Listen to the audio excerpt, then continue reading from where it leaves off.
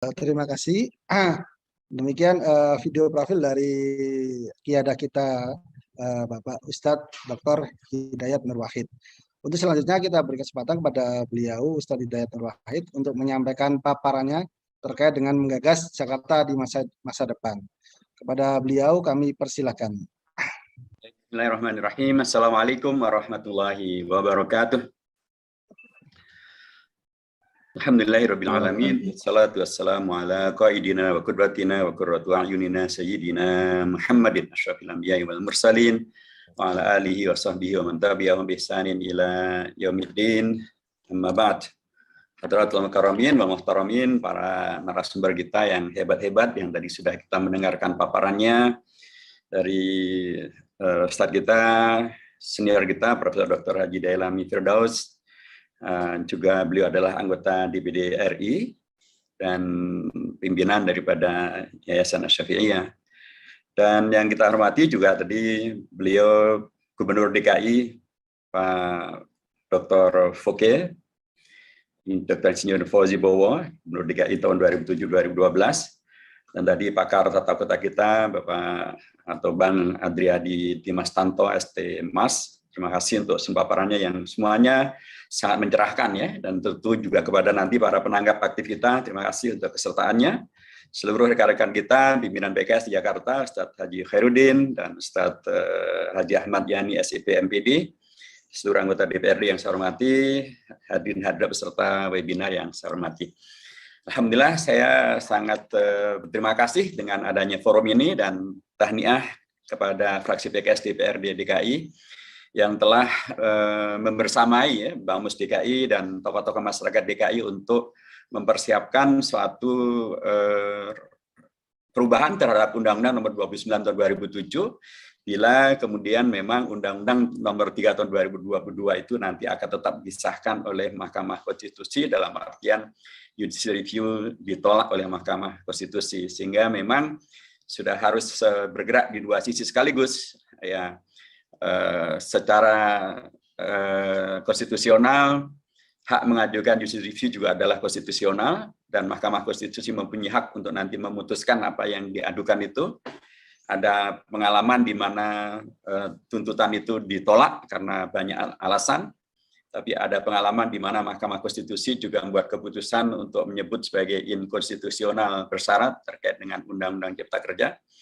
Tapi di luar negeri ada pengalaman seperti dari Mahkamah Konstitusi di Korea Selatan yang menolak undang-undang memindahkan ibu kota Korea Selatan dari Seoul ke Sejong. Itu ditolak oleh Mahkamah Konstitusi di Korea Selatan. Nah, bagaimana ke depannya? Tentu semuanya menyerahkan ya kepada kewenangan konstitusional yang dimiliki oleh masing-masing lembaga tanpa harus mengintervensi, tetapi juga itu faktor-faktor yang saya kira tidak mengurangi arti daripada apa yang dilakukan oleh fraksi PKS DPRD DKI untuk menyelenggarakan acara webinar pada siang hari ini.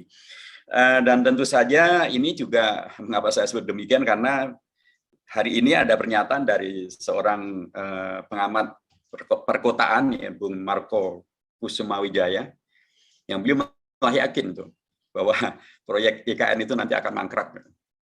Dan bahkan beliau mengingatkan untuk siap-siap kalau ternyata memang benar-benar mangkrak.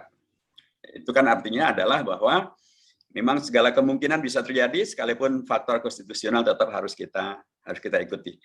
Dan Jakarta memang adalah realita tentang masa sekarang, tapi juga realita tentang masa yang lalu. Sehingga kalau kita akan membicarakan Jakarta masa depan, saya kira juga tidak bisa lepas daripada faktor Jakarta itu sendiri, dan termasuk tadi tentang masa kekhususan yang diharapkan. Karena memang kita juga melihat ya, tadi terima kasih seperti yang disampaikan oleh Bung Dimas Tanto, negara-negara yang kalau memindahkan ibu kotanya, maka ibu kotanya yang lama malah bisa berkembang lebih baik daripada yang sebelumnya. Kita juga tadi mendengarkan pernyataan dari Bang Foke bahwa memang ada skenario, ada dua skenario. Skenario positif, itulah seperti yang tadi disampaikan oleh Pak Dimas Tanto.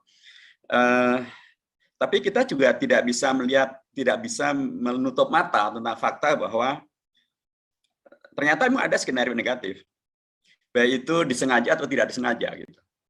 Kalau tadi Pak Foke menyampaikan contoh tentang New York, Bagaimana kemudian karena dalam tanda kutip ya pernah salah urus gitu terkait dengan pengelolaan kota New York, sehingga kemudian terjadilah masalah-masalah di kota New York. Sekalipun itu kemudian sekarang bisa diatasi.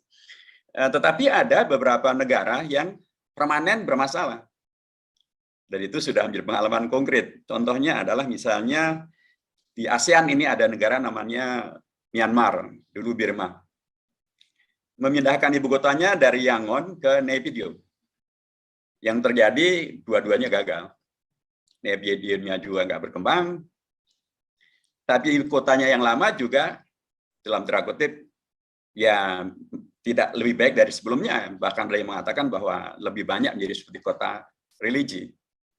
Jadi juga malah tidak lebih baik daripada yang sebelumnya. Ada lagi negara Kazakhstan. Negara Kazakhstan itu dulu ibu kotanya adalah Almaty. Sekarang dipindahkan ke kota baru sesuai dengan nama presidennya, Nursultan Nazarbayev. Kotanya namanya Nursultan. Apa yang terjadi dengan ibu kota yang baru? Ya berkembang tentu.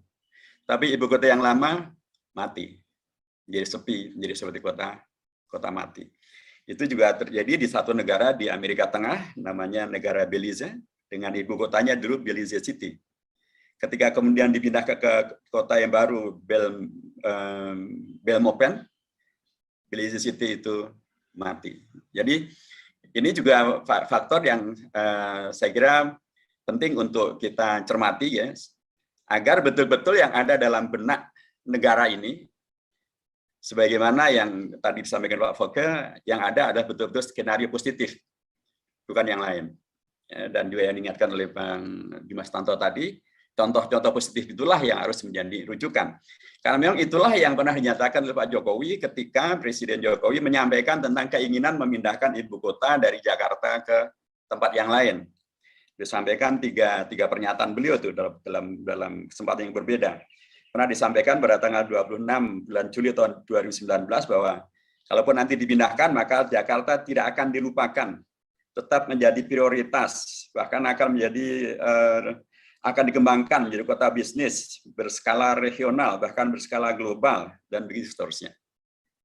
Itu diulangi lagi oleh beliau pada tanggal 26 bulan Agustus tahun 2009. Jakarta tetap menjadi prioritas pembangunan. Bahkan waktu itu beliau mengatakan, sudah ada 571 triliun rupiah untuk DKI untuk program Urban Regeneration. Luar biasa kan, sudah disiapkan 571 triliun rupiah. Nggak tahu nih. Kemudian itu kan pernyataan tanggal 26 Agustus tahun 2019. Itu belum terjadi COVID. Ya, setelah terjadi COVID, nah ini yang kemudian kita membaca pernyataan beliau lagi bahwa pada tanggal 19 bulan Januari tahun 2022 bahwa Jakarta nanti akan menjadi seperti New York gitu ya, ketika dibandingkan dengan Washington ya gitu. Tapi tadi New York kita mempunyai sejarah yang disampaikan oleh Bang Foke. Jadi saya mengatakan bahwa dari pernyataan-pernyataan ini ya memang tersirat begitu ya, dan juga bukannya tersirat, tersurat dengan sangat jelas keinginan untuk menghadirkan skenario positif.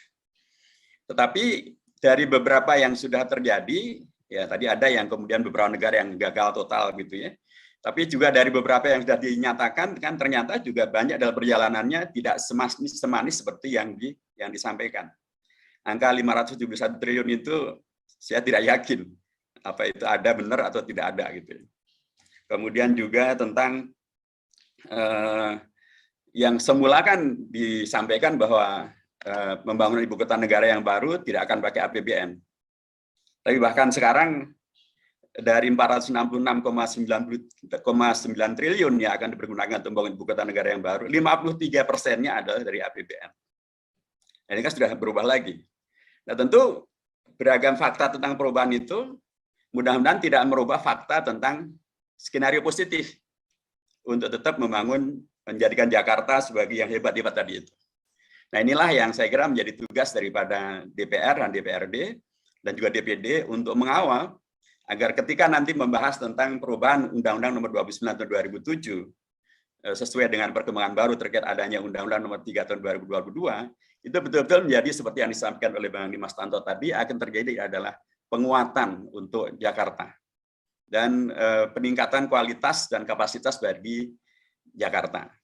Jadi saya kira harus arahnya ke sana, karena seperti disampaikan oleh Prof. Delami tadi, ya bagaimana lagi, undang-undangnya sudah ada dan sudah diputuskan. Dan memang secara demokratis kalau sudah diputuskan, sekalipun PKS menolak ya, tapi kalau kemudian keputusan sudah diambil dan Mahkamah Konstitusi tetap juga kemudian meloloskan undang-undang ini, yang akan bisa kita lakukan adalah mengawal, jangan sampai kemudian yang terjadi adalah skenario negatif, tapi yang terjadi adalah betul-betul skenario positif. Karena tadi saya katakan sekali lagi, pengalaman yang ada bukan hanya sukses untuk mantan ibu kota, tapi juga beberapa negara menjadi gagal, gitu ya.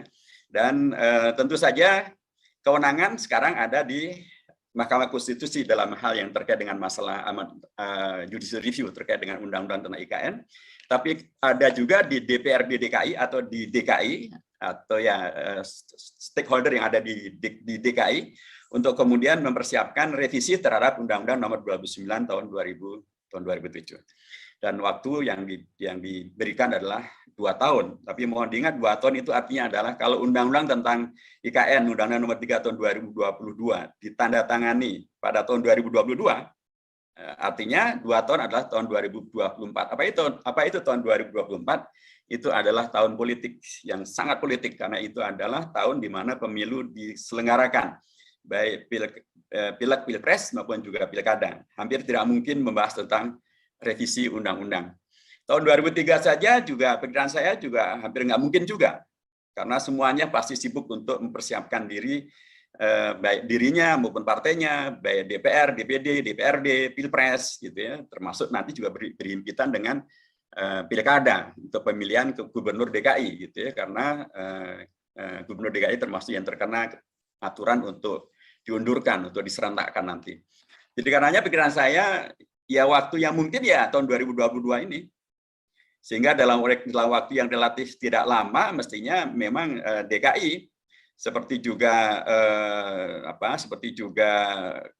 komponen masyarakat yang lain, termasuk juga anggota partai-partai politik yang ada di Jakarta, penting untuk segera mempersiapkan pembahasan tentang revisi terhadap Undang-Undang Nomor 29 Tahun 2007 itu, supaya rentang waktu yang tersedia itu bisa betul-betul dimaksimalkan.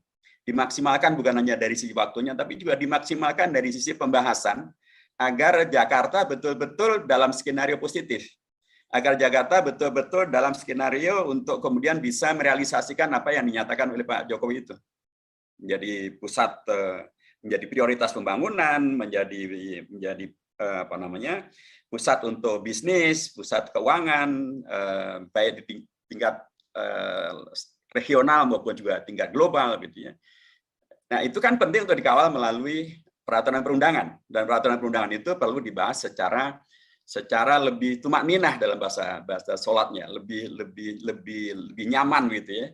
Jangan dibahasnya secara tergesa-gesa karena desakan-desakan politik, karena aturan politik tahun 2023 itu sudah semua orang pasti akan mempertimbangkan untuk pileg ataupun pilpres karena dimajukan ke bulan Februari. Jadi waktunya relatif tidak lama, kalaupun katakanlah mulai kemudian dilakukan komunikasi dan lain sebagainya, maka saya berharap waktu setengah tahun itu relatif memadai bila betul-betul dikerjakan secara lebih maksimal. Nah, permasalahan ini juga memang penting untuk ditelaah secara lebih mendalam, ya, karena terkait dengan peraturan perundangan yang adalah merupakan salah satu ciri daripada negara demokrasi, memang juga memberikan satu fakta bahwa kita di Indonesia ini mempunyai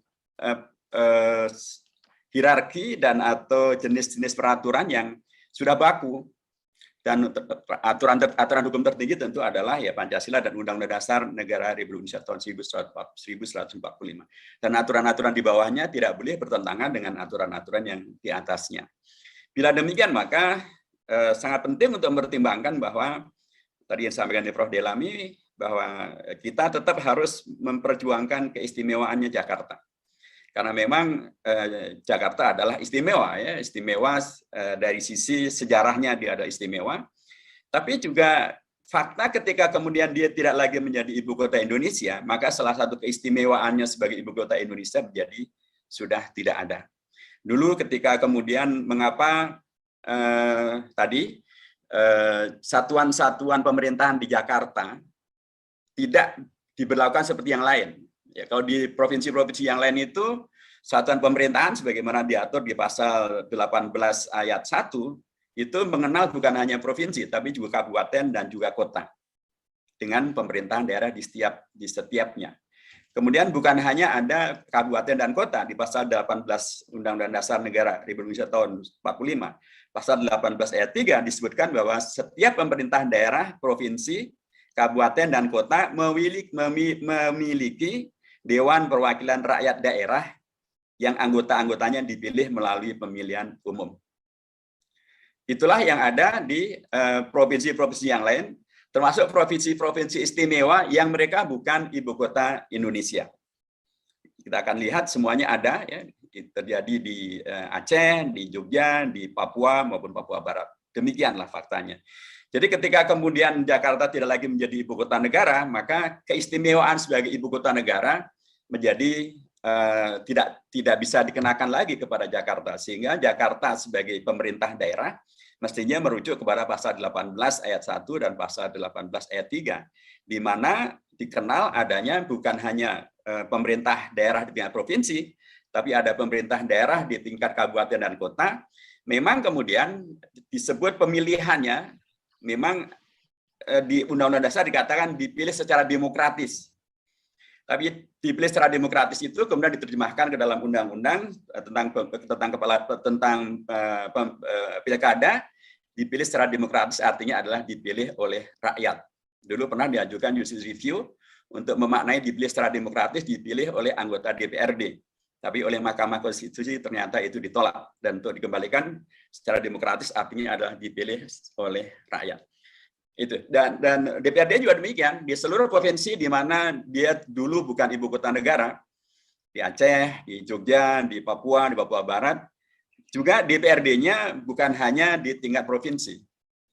Di setiap kota dan kabupaten di mana ada pemerintah daerah, di situ juga ada DPRD yang dipilih oleh rakyat. Jadi menurut saya di satu pihak keistimewaan Jakarta tetap dipertahankan, perlu diperjuangkan, tetap dipertahankan. Apa bentuknya? Tentu bukan lagi sebagai ibu kota negara bila Mahkamah Konstitusi nanti menolak judicial review. Dan keistimewaannya apa? Ya ini mungkin bisa dibahas ya, di keistimewaannya di tingkat apa. Tetapi jelas sekali sebagaimana yang sebagian disampaikan oleh Pak Jokowi, keistimewaan terkait dengan masalah pusat bisnis, pusat perdagangan, gitu ya. Termasuk juga keistimewaan terkait dengan turisme, termasuk juga turisme religius. Ini juga sangat spesial. Jakarta mempunyai itu semuanya, gitu ya. Bahkan nama Jakarta saja sangat luar biasa. Dan bahkan bila nanti misalnya program untuk membuat museum Rasulullah di Ancol itu kalau bisa jadi, itu juga akan dahsyat sekali. Itu karena itu adalah satu-satunya museum yang dibangun di luar negara-negara Arab, ya, bahkan di luar Saudi itu baru di Indonesia akan dibangun. Jadi sekali lagi untuk religious tourism itu juga satu hal yang bisa menjadi keistimewaan yang lain bagi Jakarta, termasuk adanya Kepulauan Seribu. Itu bisa nanti menjadi mirip dari Maldives. Maldives itu luar biasa, menjadi tujuan wisata yang sangat luar biasa. Dan Maldives itu 100% adalah Muslim. Dan Maldives itu adalah satu-satunya negara di dunia yang mensyaratkan bahwa warga negara Maldives adalah Muslim. Itu satu-satunya di dunia demikian. Tapi mereka menjadikan pulau-pulaunya juga menjadi pulau-pulau wisata yang kemudian bisa menghadirkan divisi yang luar biasa. Nah, kalau kemudian Kepulauan Seribu itu dipersiapkan sedemikian rupa untuk kemudian menjadi pusat-pusat turisme yang baru, termasuk dengan turisme religi tourism, itu saya kira juga menjadi hal yang sangat penting. Nah, itu bagian daripada keistimewaan Jakarta yang nanti perlu bisa diperjuangkan. Tetapi di luar daripada yang istimewa itu, menurut saya hak Jakarta, provinsi Jakarta, untuk kemudian mendapatkan perlakuan yang adil sama dengan provinsi yang lain, menurut saya juga penting untuk diperjuangkan. Sekalipun tadi diingatkan oleh Pak Dimas Tanto, ya, jangan sampai kemudian nanti adanya otonomi di tingkat kabupaten kota itu nanti akan menjadi penghambat untuk terjadinya sebuah komprehensivitas di dalam mengelola dan memanage Jakarta ke depan. Tapi justru bagaimana dari undang-undang itu juga nanti bisa dipertimbangkan untuk dihadirkan pasal-pasal di mana kemudian keberadaan daripada bupati maupun wali kota di Jakarta yang dipilih langsung oleh rakyat sebagaimana perintah Undang-Undang Dasar, maupun keberadaan daripada DPRD tingkat kabupaten dan kota di Jakarta sebagaimana diperintahkan Undang-Undang Dasar, itu bukan dalam rangka untuk menghadirkan tadi raja-raja kecil maupun dikotomi-dikotomi yang kemudian bisa menghadirkan tidak efektifnya pengelolaan masalah di Jakarta. Tapi justru dia harus menjadi satu kesatuan besar untuk mendukung agar Jakarta betul-betul menjadi kawasan yang istimewa sekalipun bukan menjadi ibu kota negara. Saya kira itu bagian yang penting untuk juga menjadi perhatian bagi penyusunan revisi terhadap Undang-Undang Nomor 29 Tahun 2007 yang diberi rentang waktunya tadi 2 tahun ya. Tapi tadi saya ingatkan bahwa 2 tahun ke depan itu 2002, 2003, 2004 itu adalah setahun politik yang sudah hampir sangat sulit untuk membayangkan tentang bagaimana bisa mempersiapkan satu rancangan undang-undang. Berikutnya, Bapak dan yang saya hormati, ketika kita membicarakan tentang Jakarta ke depan, ya tadi juga Bang Dimas Tanto sudah menyebut, bagaimana kemudian menjadikan Jakarta yang sekarang ini adalah modal untuk kemudian mempersiapkan Jakarta ke depan yang sekalipun bukan ibu kota negara, tapi tetap mempunyai bobot-bobot yang amat sangat diperhitungkan. Dan apalagi bila itu adalah terkait dengan masalah kesejarahan. Karenanya beragam rumor yang bermunculan bahwa nanti kalau ibu kota Indonesia dipindahkan, maka beragam bangunan-bangunan pemerintah di Jakarta ya, itu akan kemudian di-risk untuk kepentingan mencari pendanaan bagi pembangunan ibu kota negara yang baru. Ini tentu menurut saya penting untuk dikritisi gitu ya. Yang karena seharusnya ya kalau memang negara akan pindah, mestinya janganlah semuanya kemudian ditukar gulingkan demikian. Beberapa yang barangkali tidak mempunyai nilai sejarah, yang tidak mempunyai nilai historis terhadap perjuangan bangsa, hal-hal yang menjadi peristiwa-peristiwa yang amat sangat mensejarah bagi Indonesia, mestinya itu saja yang akan dirislahkan gitu ya. Itu saja yang akan mungkin diswastanisasikan. Tetapi beberapa fakta-fakta di Jakarta yang adalah menjadi bagian daripada tonggak sejarah Indonesia, ya seperti Monas misalnya, Istana Negara misalnya, termasuk di gedung DPR MPR misalnya, mestinya itu tetap dipertahankan menjadi bagian daripada keunggulan Jakarta, menjadi salah satu daripada tujuan tourism selain daripada tujuan untuk pendidikan kesejarahan bangsa.